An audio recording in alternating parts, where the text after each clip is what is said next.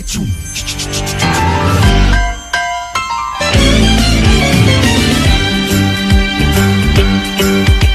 a rare condition this day and age to read any good news on the newspaper page. And love and tradition of the grand design, some people say, is even harder to find.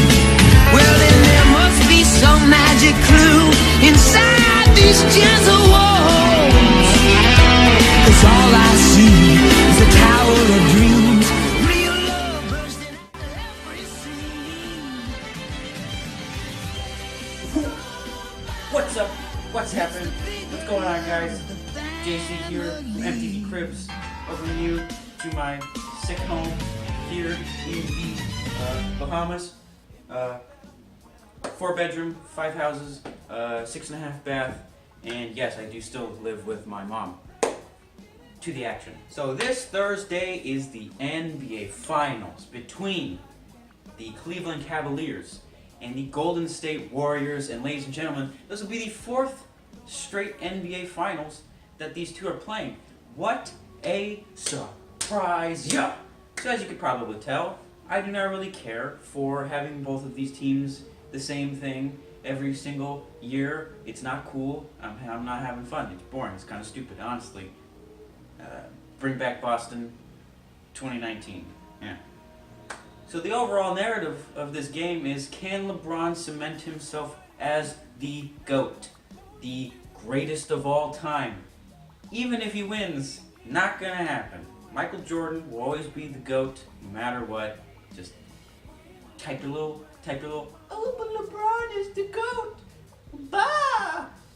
BS, alright? I'm not having it, alright? Michael Jordan, always be the greatest. That's it. It's simple. Perfect. Bam.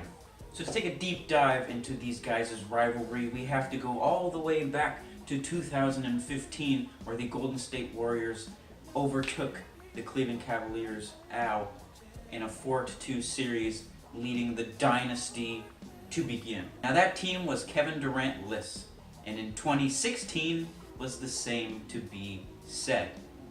Golden State didn't have their beloved Golden State Golden Bear in Kevin Durant, or Golden Snake, depending on how you feel. They lost in Game 7. Of course, obviously you would know that if you watch basketball. It was a huge, huge victory, bringing back the championship to Cleveland, but Golden State said, whoop, bring it back, whip it around, and put that shit back. So they picked up Kevin Durant, and from there, it was quite obvious what was going to happen. Durant was going to be their talisman. Not that they really needed one with Steph Curry and Klay Thompson and Draymond Green, and of course Zaza Pachulia, because who wouldn't want to have him on their team? But yes, they picked up Durant and easily cruised past Cleveland in 6. Now, that brings us to this year, 2018, where Golden State and Cleveland have played each other twice. The first game they played was a Christmas game. Golden State actually winning that one 99-92. Golden State showed the, at that time, unreborn Cleveland roster that they were about to make them their pitch, and that Golden State was here to win for a second year in a row.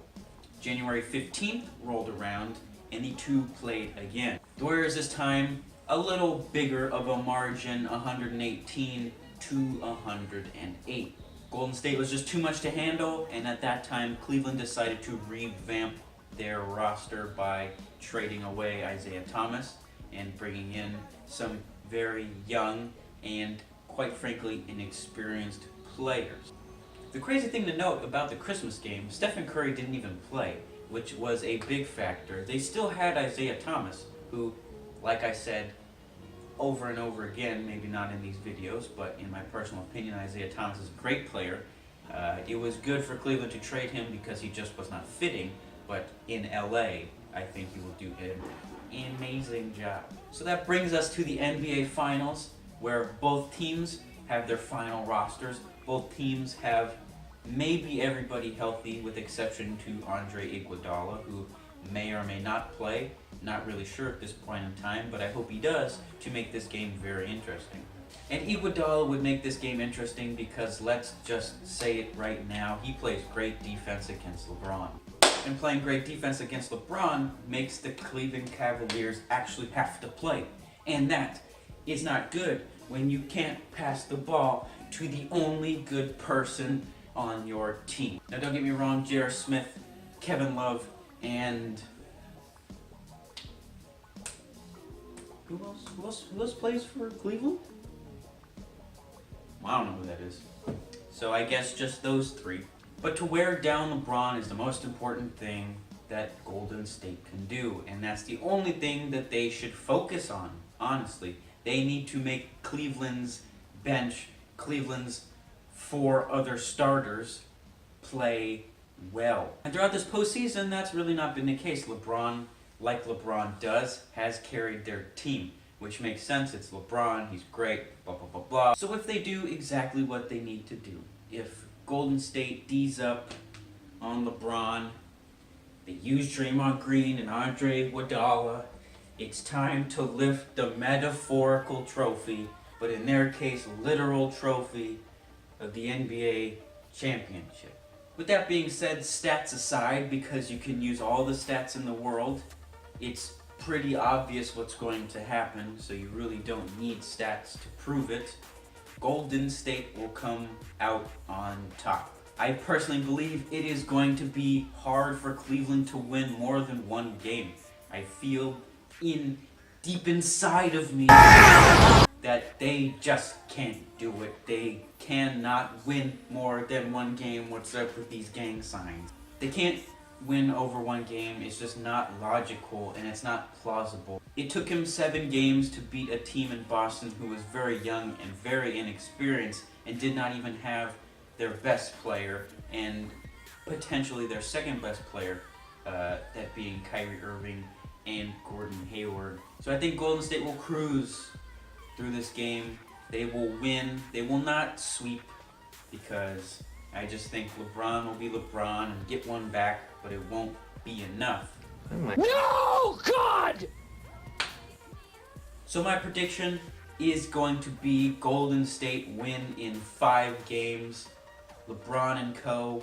winning the 3rd game, so the first game at home in Cleveland, but I believe that Golden State will win their first 2 home games. LeBron will probably say some inspirational stuff, saying, "Oh, we've been here before, blah, blah, blah, blah, blah, blah." But ultimately, they'll win the game 3, they'll get some spirits up, but Golden State will slam that door right into LeBron and Cleveland's face, and they will become back-to-back NBA champions. So like I said, 4-1 prediction.